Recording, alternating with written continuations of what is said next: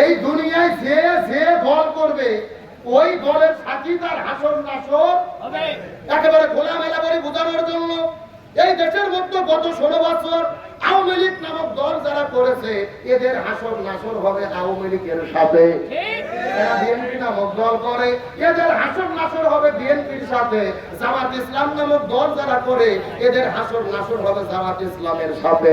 আর যারা চরমোনাই পীরের মুরিদ হয়েছে এদের হাসর নাসর হবে চরমোনাইয়ের পীরের সাথে। আপনারা বলবেন হুজুর আপনারা দলিল দেন, দলিল কোথায়?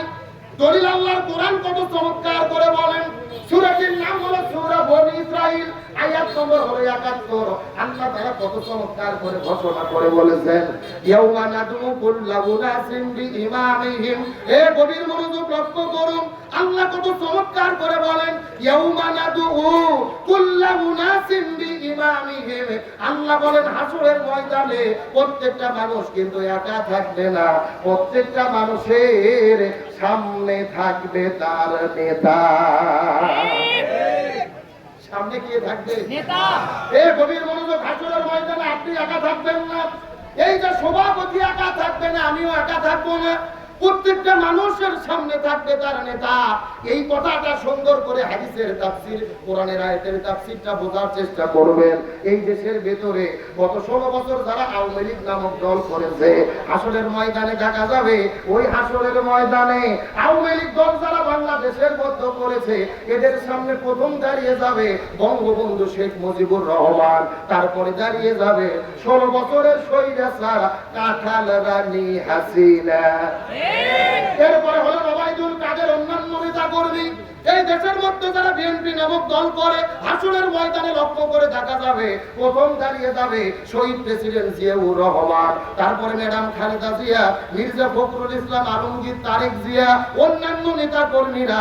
এই দেশের মধ্যে যারা চরমোনাই পীরের মুরিদ হয়েছে লক্ষ্য করে দেখা যাবে হাসরের ময়দানে তাদের সামনে দেখা যাবে প্রথমে দাঁড়িয়ে যাবে মরহুম পীর সাহেব হুজুর, তারপরে মুফতি ফয়জুল করিম, রেজাউল করিম, অন্যান্য মুরিদারা। এই দেশের মধ্যে জামাত ইসলাম নামক যারা দল করেন হাসরের ময়দানে দেখা যাবে প্রথম দাঁড়িয়ে যাবে আল্লামা সৈয়দ আবুল আলা মাওদুদী রাহিমাহুল্লাহ, তারপর অধ্যাপক গোলাম আজম মাওলানা মতিউর রহমান নিজামী, তারপরে দাঁড়িয়ে যাবে কোরআনের পাখি শহীদ আল্লামা দেলোয়ার হোসেন সাইদী, এরপর আমি জামাত ডক্টর শফিকুর রহমান, অন্যান্য নেতা কর্মীরা। তার মানে এই দুনিয়ার মধ্যে যে যে দল করবে হাসরের ময়দানে প্রত্যেকটা কর্মীরা তার নেতাকে সামনে পেয়ে যাবে। এখন আপনি চিন্তা করে বোঝার চেষ্টা করেন, এই দুনিয়ার মধ্যে আপনি এমন মানুষকে নেতা হিসেবে পেয়েছেন সেই নেতা জনগণের চাল চুরি করে খায়, ডাল চুরি করে খায়, জনগণের রাস্তার মধ্যে দায়িত্ব পালে রোডের বদলে বাস ঢুকে দেয়, সিএনজি স্ট্যান্ড দখল করে, টেম্পু স্ট্যান্ড দখল করে। এমন চাঁদাবাজদের যদি দুনিয়ার মধ্যে আপনারা নেতা বলে গ্রহণ করে থাকেন, আল্লাহর কোরআন হাতে নিয়ে শপথ করে বলতেছি, আমি আমার চোখ দিয়ে দেখতে পাচ্ছি, তাহলে আপনারা ধরা খাইয়া বসে আছেন।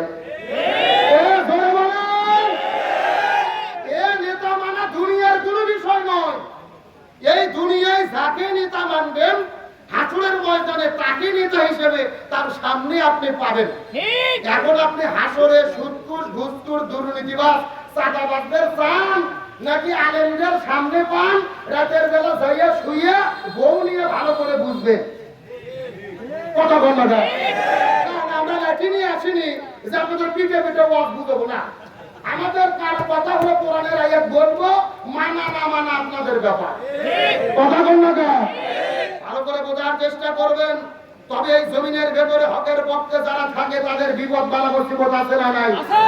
আরো ধরে বলেন আছে না নাই? এতদিন তারা বলতো আমরা জানি 24-এর অভ্যুত্থানের যারা নেতৃত্ব দিয়েছে তার মধ্যে অন্যতম দায়িত্ব পালন করেছে বাংলাদেশ ইসলামী ছাত্র শিবির। কিন্তু এক দল এই স্বাধীনতার অভ্যুত্থানের পর থেকে তারা বললেন যে শিবির হলো গুপ্ত সংগঠন। শিবির কি সংগঠন? গুপ্ত সংগঠন। কিন্তু গতকালকে তারা যখন ঢাকা বিশ্ববিদ্যালয়ের হলগুলোর কমিটি প্রকাশ করলো, দেখা গেল তাদের অধিকাংশ ওই ছাত্রলীগের সন্ত্রাসীরা। কথা বল না, তার মানে ওরা শিবিরকে বলেছে গুপ্ত, আর আমরা দেখতে পাচ্ছি যে ওরাই হলো আসল গুপ্ত। কথা বল না, তার মানে ষড়যন্ত্র করে কোনো এই যে 1 বছর পূর্তি পালন হয়ে গেল, ইসলামী ছাত্র শিবির জুলাইকে নিয়ে যত সুন্দর সুন্দর প্রোগ্রাম করেছে, এত সুন্দর প্রোগ্রাম কোন সংগঠন করতে পারেনি। সরওয়ার্দী উদ্যানে কালচারাল ফেস্ট করেছে, ঢাকা বিশ্ববিদ্যালয়ের জুলাইয়ের ইতিহাস নিয়ে টিএসসি চত্বরে অনুষ্ঠান করেছে, এমনকি আল্লামা সাইদি, মতিউর রহমান নিজামী এই মানুষগুলোর ছবি তারা টাঙিয়ে ওখানে প্রকাশ করে দিয়েছিল, যাদেরকে অন্যায়ভাবে বিচারিক হত্যাকাণ্ড করা হয়েছে। তখন বাম সংগঠনের নাম দিয়ে তারা যাইয়া সাইদি সাহেবের ছবি ওখান থেকে খুলে ফেললো। তারা বললো আল্লামা সাইদি নিজামী হলো রাজাকার। এখন আমরা বলতে চাই, হাসিনার আদালতে রায় দিয়ে যদি সাইদি নিজামী রাজাকার হয়, ওই আদালতের রায় তো বেগুন খালেদা জিয়া এতিমের মাল আত্মসাৎকারী। ওই আদালতের রায় দিয়ে তারিখ দিয়ে 21শে আগস্ট গ্রেনেড হামলার আসামি। ওই আদালতের রায় দিয়ে শহীদ প্রেসিডেন্ট জিয়াউর রহমান পাকিস্তানের চোর, তার খিতাব শেষ করে দিয়েছে ওই